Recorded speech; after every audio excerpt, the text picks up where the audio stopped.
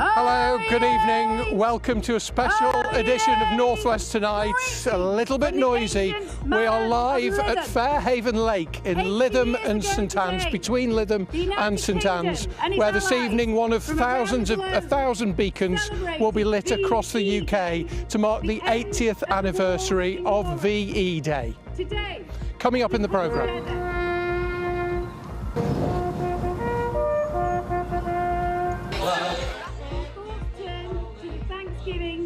Parades, parties and pride. We'll take a look at how the Northwest marked this special day. We'll hear from those who lived through nearly 6 years of war, like 101-year-old RAF veteran Bernard Morgan. Those whose lives were forever changed the people we must remember the sailors, soldiers, airmen, airwomen who gave their lives for the freedom that we have today. Inside the historic walls of Chester, the bunting's up, the stage is set, as this is just one of the places across the region where a beacon will be lit later this evening.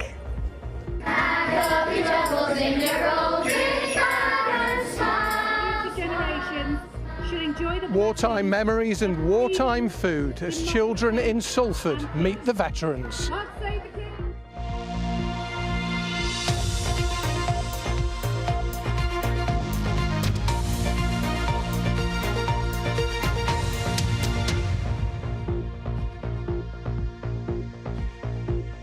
The first female town crier. There is a Spitfire at Fairhaven Lake between Lytham and St Anne's, where we've just heard a proclamation read out by the town crier of Lytham, Kyla, who has read the words issued today by King Charles to mark this 80th anniversary of VE Day. As you can see, hundreds of people have gathered here this evening with their Union flags to mark this day, a momentous day. 80 years ago, of course, except for those who were alive to see it, it's hard to imagine the absolute relief which must have been felt after almost 6 years of World War II. Now, you're just hearing the man on the stage talking about Sir Winston Churchill. Have a look who's here. It's not actually the man himself, obviously. It's Derek and Linda from Wirral. But Derek, you set yourself a fairly high bar for impersonation. I have, but it's a great privilege and an honour to keep the man's name alive. Without him, we wouldn't be here. And it takes us far and wide. I've also appeared in some dramas and some films as well, so it gives me great pleasure. And the highlight was to meet his family in London. Sure it was, and we're going to hear from you in just a moment. It was at 3 o'clock on this day, 80 years ago, that the world heard the had been expected from Sir Winston Churchill, the end of the war in Europe. It sparked celebrations in Manchester, in Albert Square in Manchester, on St George's Plateau in Liverpool, and in towns and villages right across the Northwest. And today, some of those celebrations were repeated. We're going to see them with Andy Gill in just a moment, after a reminder of some of those momentous historic words read by our wartime leader. Today is Victory in Europe Day. This is your victory. It is a victory in the cause of freedom in every land. In all our long history, we've never seen a greater day than this. We hope to do the same here tonight.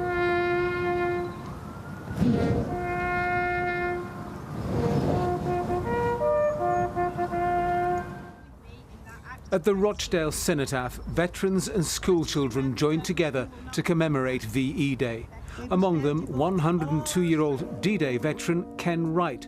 Before the ceremony, he told me how he slept through the noise of battle on the landing craft taking him to the beach. But he said for those still serving on May the 8th, 1945, it was just another day. You were still in the army. It wasn't like being at home. Well, people were waving flags and whatnot. We were just carrying on, soldiering. We were all glad it was over, obviously. You could walk about and without being shot. Others in Rochdale were remembering family from across the world who helped win the war.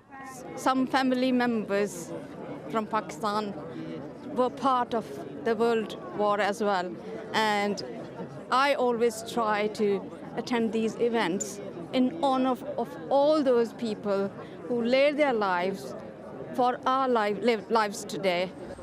At Windermere in Cumbria, children from 4 primary schools made a poppy display for the memorial garden and dressed in 1940s style for the day.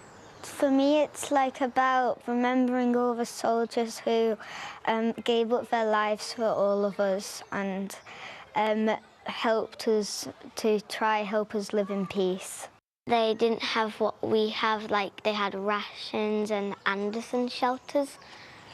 Let us remember those who gave their lives at home and abroad. At Chorley in Lancashire, the town crier acclaimed the anniversary ahead of the 2-minute silence. And a silence was held at Warrington Town Hall too.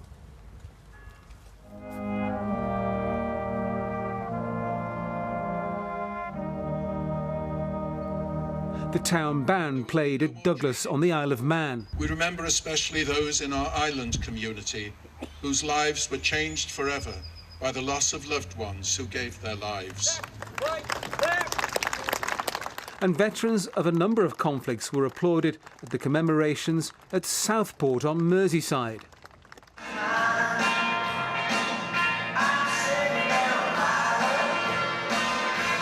At Rainford, they had a VE Day dance. Among the revellers, a woman named for the occasion by her uncles who served overseas. They decided that my name should be Vera, which was V for victory, E for England, R for Russia, and A for America. So that's how I got my name. The hope that the future was going to be better for us, where we could get out more.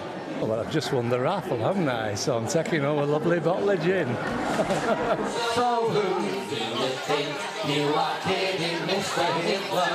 At Flowery Field Primary in Hyde in Greater Manchester, they had military vehicles and their own street party. It's been really fun, really good, and I like the activities too, as if I feel like I was literally like part of in the war.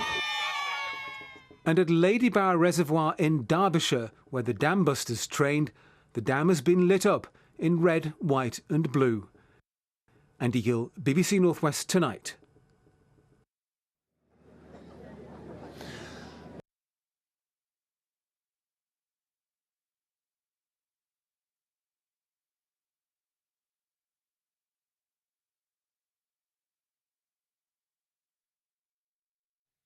Well, I'm afraid we've lost Roger there at Lytham, but we'll try and get him back towards the end of the programme.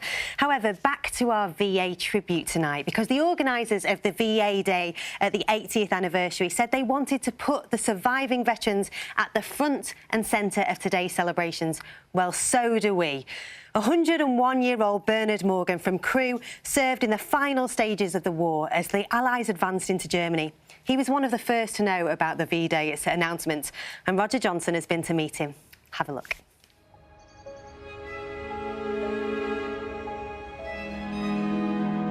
I shall think about the lads who were not there. My wireless operators, who I'd worked with for over 12 months before we got to Normandy, and sadly the 3 of them were killed in Normandy.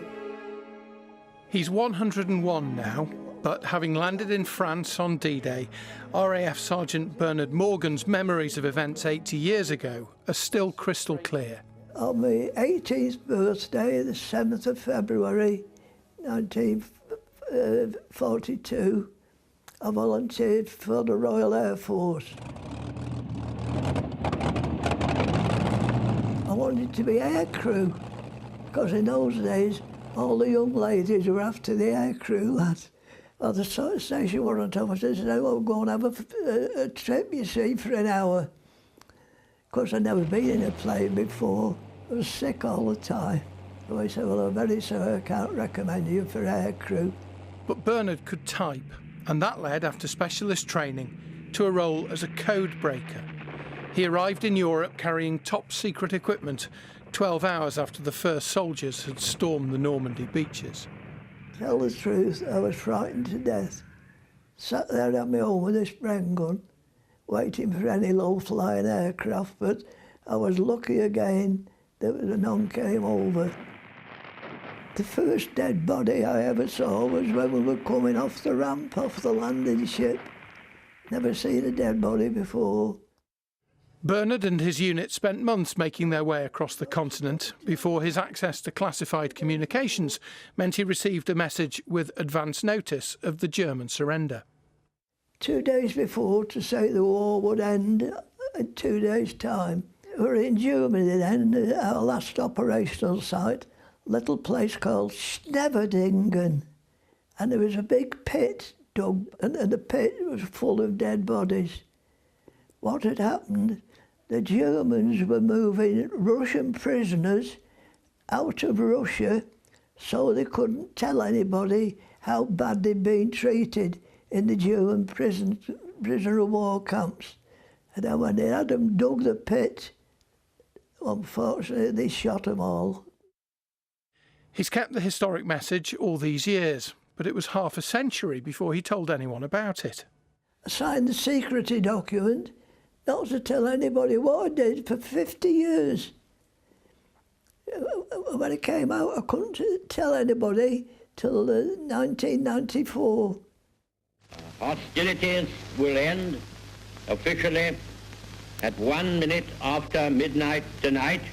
While Britain celebrated the end of hostilities in Europe, Bernard and his unit got ready to come home. But it would be short-lived. Got on a boat at Southampton, and then off to Japan, you see.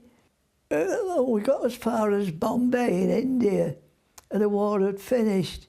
So then again, you get the clever lads, oh, we'll be back home next couple of weeks.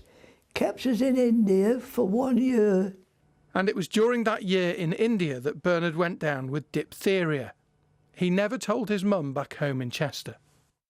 When I went home, I told her, I can see her crying now when I told her. She said, if you'd have told me, she said, I'm sure I've had a heart attack or something. So I was lucky there in India.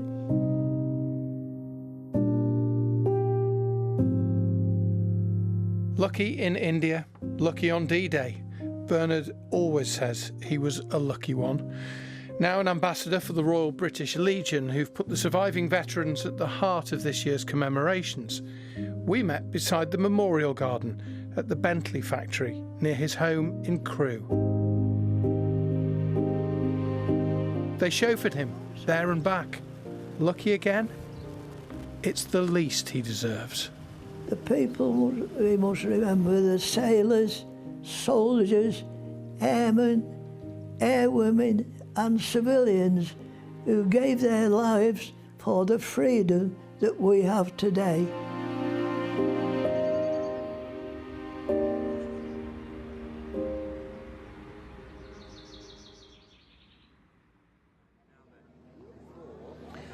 An amazing man, Bernard Morgan, I'm sure you'll agree. It was a real honour and a privilege to chat to him a couple of weeks ago in Crewe when we met. Apologies for the technical issues, hopefully they have now gone away. And we can talk to a couple of modern-day gentlemen dressed in RAF uniform, to Lee and to John. You know all about the Spitfire, which is here in between Lytham and St Anne's at the Fairhaven Lake. But Lee, just listening to Bernard's story, just reminds us of the debt of gratitude we owe to the veterans. Oh, it's massive. It's massive. You know, they were the greatest generation, as we often say, and the debt of gratitude is that they allow us to live this life of freedom that we all take for granted every day. But the sacrifices they made were incredible. Yeah, yeah. And at a time of uncertainty, John, I'm sure everybody thinks the same. We should never take that freedom for granted. We need to learn the lessons, don't we? We're seeing it in Europe as we speak today. That generation is sadly passing by very quickly now, and I think the more we do these VE Day remembrances and obviously the Remembrance Sundays in November, we need to pass this on to future generations, and that's the only way, lest we forget. And just a very quick thought, the Spitfire here, people might wonder, why is there a Spitfire in Lytham? Well, it was actually John who started the project and got in touch. I got in touch with John when he put a shout out to do this, and it was John's drive, John's determination to honour the memory of the Lytham St Anne's Spitfire. So the town actually bought a Spitfire for the war effort. John's probably better placed to tell you more. And of course, at Wharton, there were thousands of aircraft. Base Air Depot 2 at Wharton, yeah, there was 12,500 Americans based literally just a mile down the road from Lytham. So yeah, if you'd have been here in 1942, you'd have been awash with American servicemen. So I can imagine what the celebrations would have been like in Lytham and certainly in Wharton. But yeah, we remember with the Spitfire here, Sergeant Alan Lever Ridings, who was actually a cub reporter at the Oldham Chronicle. His grandparents lived in Lytham St Anne's, so it was quite ironic that when he got shot down that we managed to track the family down and find out the history of Alan, who was flying the Lytham St Anne's Spitfire, and it's become one of the greatest things on the promenade now. Yeah, it's an iconic image for sure. Yeah. Gentlemen, thank you. John Lee, thank you very much indeed, and thank you for having us as well. Let's go to Kelly. Kelly is in Chester, as you see, and as you saw earlier, because there's commemorations happening there this evening as well, Kelly.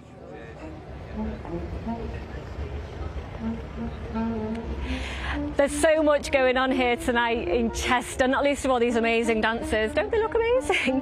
There's going to be a choir later on this evening, and Matt Baker, you're behind this choir, and you were telling me earlier that this choir, much like the celebrations tonight, it's about bringing people together, isn't it? Yeah, absolutely. Well, this is the University of Chester choir. They're going to be singing and joined by the City of Chester Male Voice Choir in a commemoration of VE Day, but they'll be joined by people representing all kind of a whole cross-section of people who live in Chester now. So when we light the beacon of peace, that will be passed by along the line from Jeff, who's in his 90s, who lived through the war here in Chester, and Vanda and Will, who also did, but also Maddie, who's an Indian student here, also Solomir, who's a Ukrainian a little Ukrainian girl, there's a British-Japanese little boy, there's also a German man, and they're all going to be passing the beacon of peace. They all live here, and the peace that was so hard fought by those amazing people back in the 1940s, we hope will live on with all these people here today. Absolutely. You can't see, but behind the camera there really is a crowd gathering here. It feels like it's going to be a really special night. I think it really is. You know, it's going to be. We are honouring all those people that sacrificed so much, lost their lives, were killed during the Second World War, and we're thankful for that, and we want to hold on to that peace if we possibly can. Well, I'll look forward to seeing what's going to happen here later this evening. Thank you. And we've spoken about the beacon. That's just here. They've been testing it out. I think they were slightly nervous about the breeze, actually. And the Lord Mayor of Chester has the big job of lighting this for real tonight. This is going to be at 9:30, as it will across the rest of the northwest and the country. How happy are you that this is happening here? I am absolutely delighted that this is happening, which I shall do later on after the concert. But it's so nice to see all the people here come to pay respects, pay their tribute, and it's so important to remember.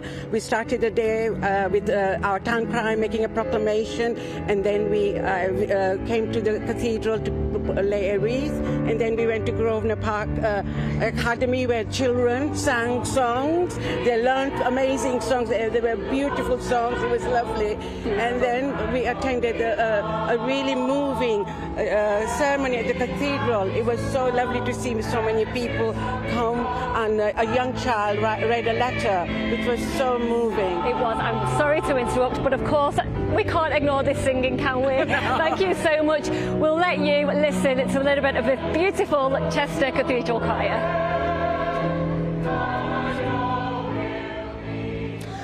And there'll be a beacon in Chester as well as up Scar Fell and in the Ribble Valley and lots of other places right across the northwest a little bit later on this evening. Now today a group of veterans met some school children in Salford at the Broughton House care home, which is specifically for veterans. Let's have a look at what happened when Mairead Smith went to see them.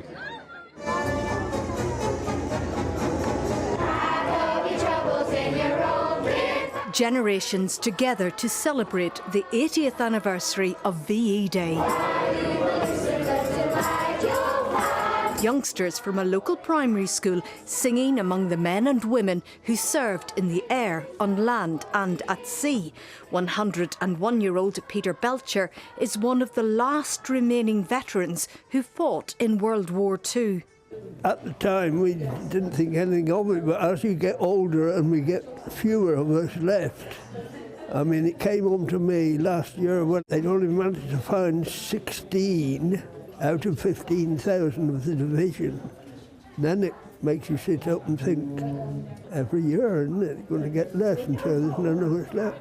Reg was 12 years old on VE Day. He remembers how his dad and brother-in-law made money for their street party.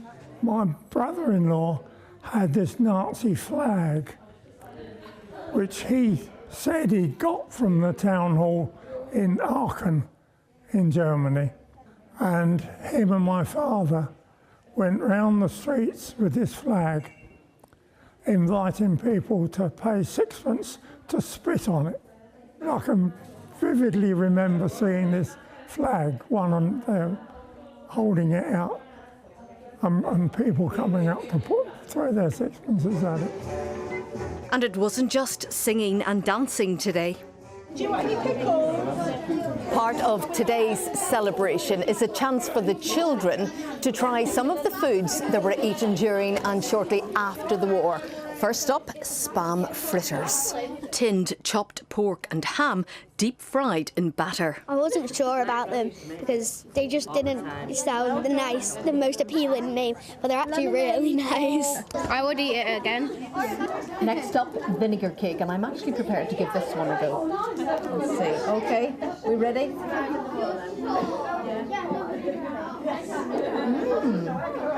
I think it's very good. It wasn't really a vinegary cake, but it was sure a very good cake.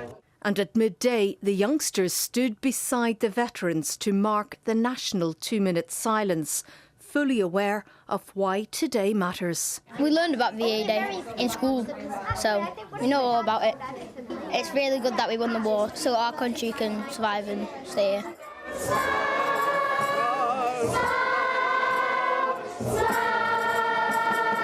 Mairead Smith, BBC Northwest Tonight, Salford.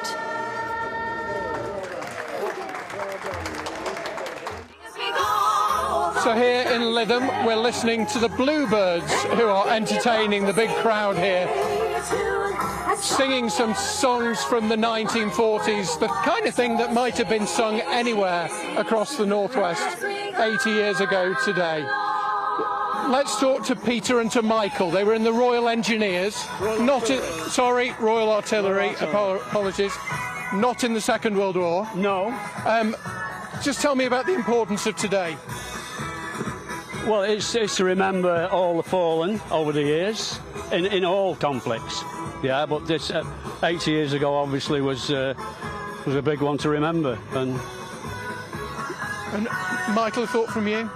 Yeah, I mean, there's a lot of people give a lot of sacrifices for our lives today, and I think we should never forget that. And I think it'll be in the 80th this time. Makes it extra kind of special to keep those people in our thoughts, in our memories. Thank you very much indeed, gentlemen, both of you. We'll have a weather forecast for you in just a moment from Kay, but let's leave you with some of the ways in which you've been marking VE Day 80 right across the Northwest today. Thank you for watching.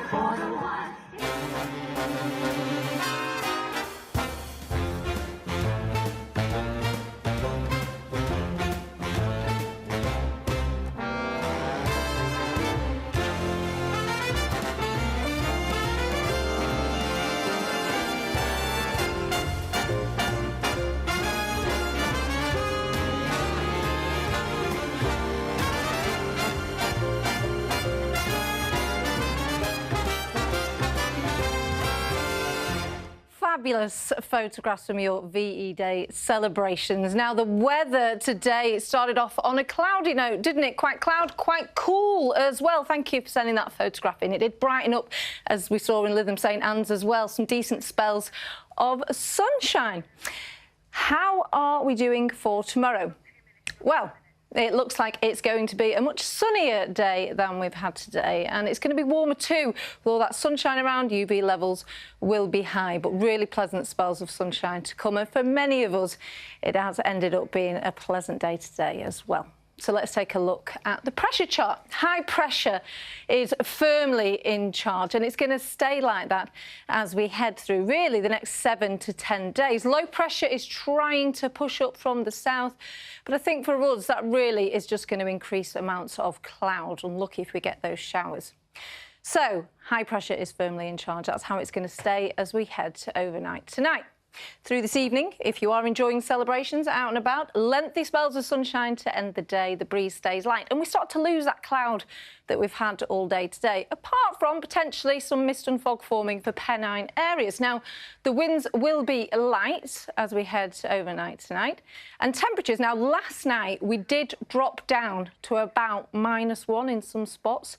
Now, overnight tonight, technically we could still reach those low spots down to about -1. So a touch of frost first thing tomorrow morning for some of us. For the Isle of Man, though, we will stay frost-free. Lovely start to your day. Now, if you're up early doors like I am, there will be a certain chill in the air, but very quickly the sun is going to work its magic. Lengthy spells of sunshine on offer tomorrow, and the breeze will stay light as well. We'll lose that mist and fog first thing.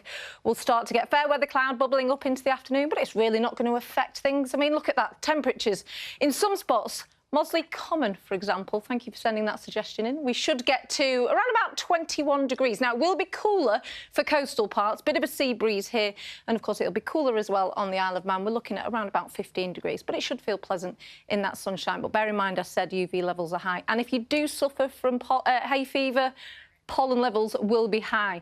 So antihistamines at the ready. I do feel for you, it's not great. Now, high pressure continues to dominate. Look at all the oranges on the map. Temperatures as we head into the weekend are going to continue to rise. We could well peak in some spots at give or take 23 degrees, so we're above average for the time of year, and with high pressure in charge, things will be settled. Now, Saturday, again, we're going to wake up to a fairly chilly start to the day. Not quite as cold as it will be tomorrow morning. As we head through Saturday, once again, we're going to see fair weather clouds bubbling up, but all the while, it is going to stay dry. Now, looking at temperatures for Saturday, ranging between about 17 to 22 degrees. Similar conditions to come on Sunday, although the breeze will start to pick up. And like I said, all the while, it will stay calm and settled, all thanks to high pressure.